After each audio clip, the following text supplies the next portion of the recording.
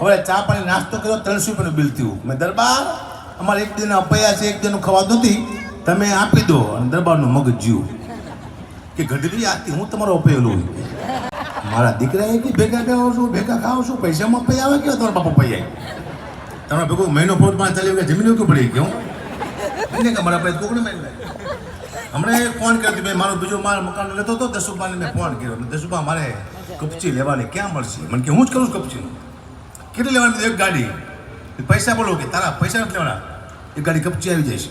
મેં બીજો ફોન કર્યો, દસુબા રેતી લેવાની ક્યાં? દસુબા સિમેન્ટ લેવાની. મને કીધું તું લઈ લેજે ભેજા આવે તારા બાપ બધું મારું ન હોય સિમેન્ટ દાડે પાડે બધું સારું કીધું હું લઈ લઈશ બરોબર.